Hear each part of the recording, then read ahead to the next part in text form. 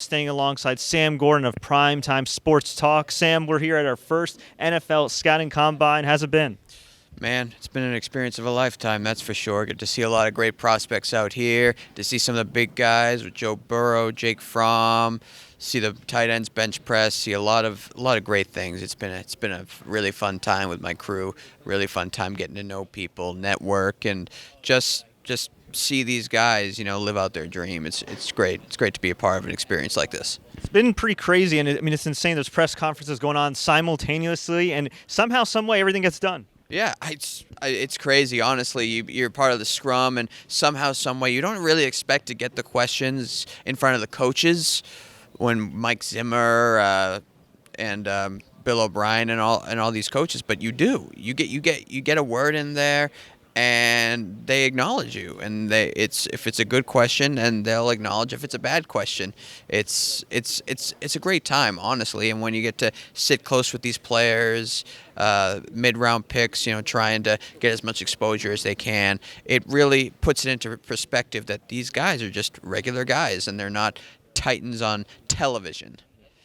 No, that definitely well said. Now, can you tell us a little bit about your site and what you guys do? Oh, we started in 2017. Me and a friend in a conference room. I said, hey, I got an idea. I know it's going to sound crazy. It's going to be a lot of late nights, but if we get it done right, it's going to be worth it. And 180,000 views the first 10 months, on pace for 2 million this year. So it's been huge. We've done interviews with Joe Namath, Adam Butler, J.C. Jackson, Devin Hester, Deion Branch, a lot of big name athletes that it was a dream come true for me. Deion Branch was always my favorite athlete growing up, so it was kind of full circle for me there. We've been to Patriots camps, got a lot of athletes. Former athletes that we've talked to for our Life After Football series. But we got people from all walks of life.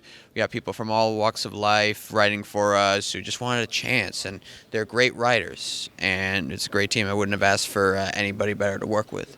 That's fantastic. Now, you mentioned Deion Branch. Of course, he's most famous for winning the Super Bowl MVP award with the Patriots. Right. I'm assuming you grew up a Patriots fan?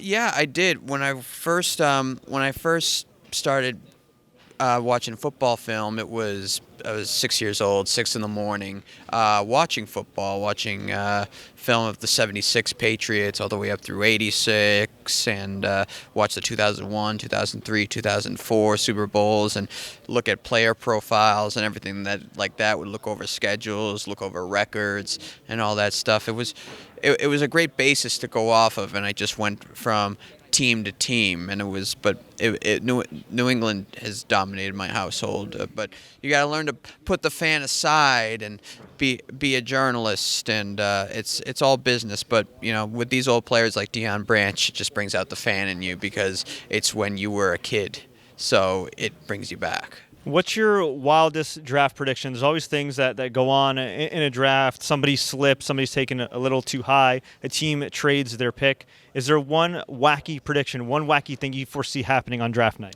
I think Tua goes higher than 5, honestly.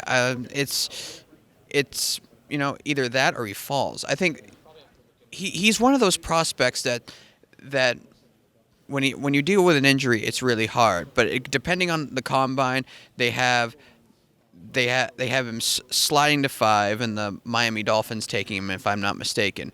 But I just don't think it's going to be the case. I think he's going to go either earlier or after number 5, even though he's slated at number 5.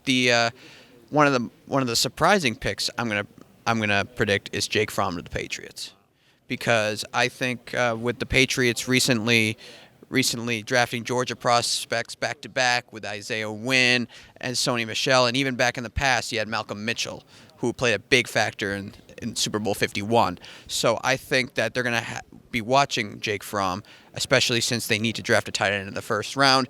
They have the luxury of waiting and trading up with their compensatory picks they're getting in the third round up to the second round to getting Jake Fromm. So they have other needs.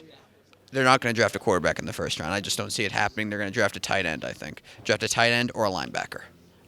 And they're going to draft a quarterback in the second round if they can trade back in, and I think Jake Fromm is the most realistic. He matches the scheme. He's a pocket passer. pass first, run later. So I think that's what they look for in a quarterback. What's the best piece of advice you give anybody that's covering their first scouting combine now that you've been through it? Just have fun, man. Just go with the flow. Learn from people who have been here. It's just it's a surreal experience, and don't be afraid to ask the questions. Don't be afraid to get in front of the scrum or get a one-on-one with a player at a table, because it is something you won't forget. Don't ask questions to people walking to the bathroom. Don't do that. But just have fun. Don't be afraid to ask the questions, and just be yourself. That's it. I know it's cliche, but be yourself, network, pass around business cards, because you may be working for one of these outlets someday.